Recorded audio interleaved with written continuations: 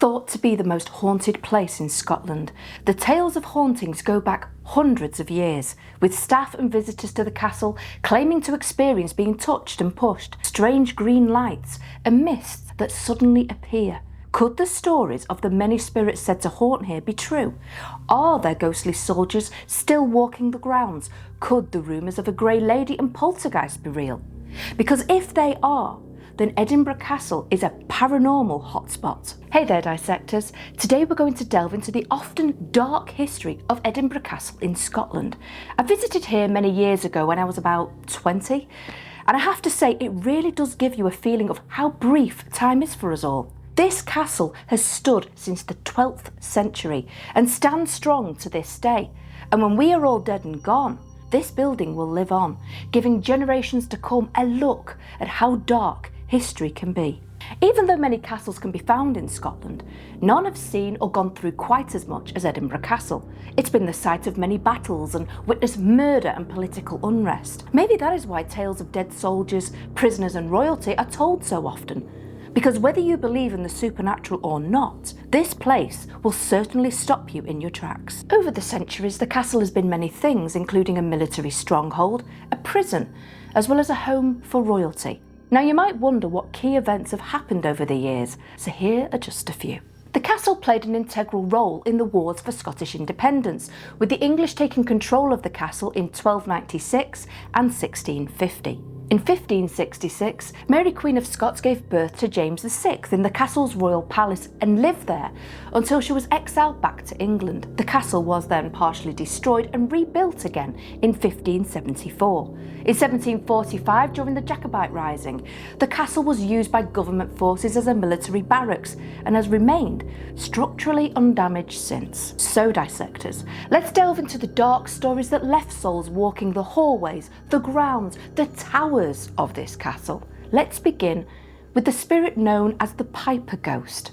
Now, rumour has it that many years ago, the castle used a secret underground tunnel as an escape route in times of siege, and after it was rediscovered, a bagpiper was told to explore the tunnels, using the sound of his instrument as a way to map his progress. Well, at the Tron Kirk, which is halfway down the Royal Mile, the sound of the bagpipe suddenly stopped. The soldiers above ground became confused at why the sudden stop in playing from the bagpipe player, so they followed his path down into the tunnels. But the thing is, they couldn't find him anywhere. In fact, he was never seen again. After this, the tunnel was sealed shut. To this day, no one knows what happened to the poor man, but he certainly makes himself known. People will be walking and hear the faint sound of bagpipes coming from beneath the ground as this poor soul, trapped for all eternity, still plays his instruments while searching for a way out. And just like this man died in an unknown way, this next spirit died in a very unexpected way, especially by him. It is thought that he was a prisoner who, after suffering the hospitality of the castle's rat-infested dungeons, decided to plot his escape. He crawled into a wheelbarrow that was full of manure and hoped that they would empty its contents on the dung heap outside the grounds. Sadly, this was not meant to be, and instead he and the dung were thrown over the battlements instead, leading the prisoner to break his neck on the rocks below. People have reported smelling a strong odour of manure before feeling an invisible force trying to push them over the battlements. Now, why did the manure not get thrown away as normal, you might ask? To be fair, I'm not sure, but possibly they knew of his escape plan, or feeling a weight difference to the wheelbarrow may have also given them an indication that something wasn't right. Dissectors, what do you think? Now, one of the most tragic ghosts walking the older parts of Edinburgh Castle is a noblewoman who is dressed in 16th century attire and nicknamed the Grey Lady. She is seen wandering the grounds and sometimes even crying. But who is she? Well, there are two possible candidates for this spirit, and both had tragic ends to their lives. First off, we have Janet Douglas, a woman who was executed as a form of revenge. Janet's brother, Archibald Douglas, who was the 6th Earl of Angus, was the stepfather to the future King James V. Now, I'm not sure why, but Archibald had the young boy imprisoned, leading to the future king having deep-rooted hatred for the Douglas family.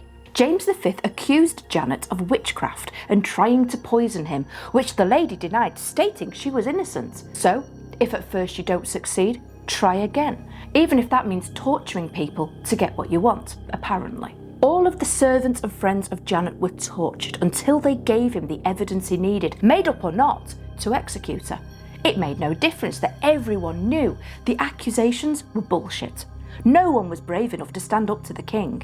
In the end, on July 17th, 1537, Janet Douglas was burned at the stake, and if that's not bad enough, her own son was made to watch. Our second contestant for the Lady in Grey title is Marie de Guise, the Catholic mother and regent of Mary Queen of Scots. When she died, her body was wrapped in cloth and placed inside a lead coffin. For months, her body was held hostage at the castle as she rotted away. Finally, Protestant nobles agreed that her body could be shipped back home to France. Who do you believe the spirit to be? Now, truthfully, out of the two ladies, I would probably say Janet Douglas. I know that the way Marie de Guise was treated after death was horrible, but Janet really suffered in life, not only being wrongfully accused, but then executed and knowing in your final moments that your son is having to watch it all. That would mess any one of us up. As you can imagine, someone spying for the enemy would be a huge problem. When a young drummer was suspected of being a spy, he was imprisoned and sentenced to death. As he stood waiting for the axe to fall, he had a final request. He asked that he could play his drum one last time. And as he played, the executioner struck, but missed his mark a little, and only partially severed the poor man's head. Since that day, he has been seen wandering around with his head under his arm, searching the grounds for his missing drumsticks, as well as the dungeon where he lived his final days. But interestingly, the first time he was spotted as a spirit was in 1650, when the sound of drumming was heard, a warning signal that the castle was about to be attacked. And it was, by Oliver Cromwell. Today, his spirit is considered a harbinger of death. Finally, did you know that there is also a pet cemetery on the grounds?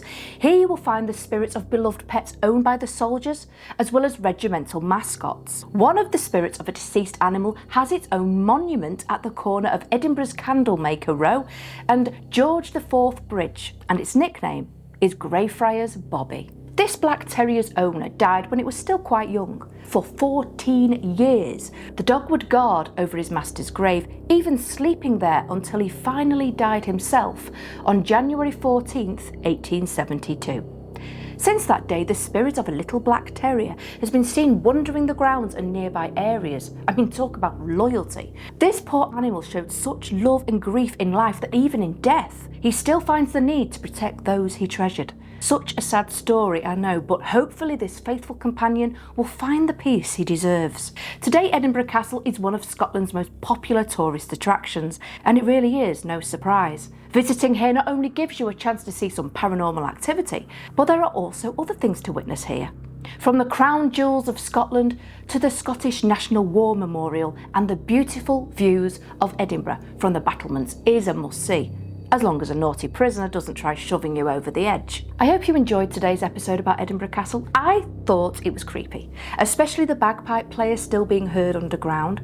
The tale of the Lady in Grey is also upsetting and highlights how cruel we can be to each other. What do we gain from it really? As what seems important right now will mean nothing in the future, as these stories highlight. So, until next time, dissectors, as always, stay safe out there.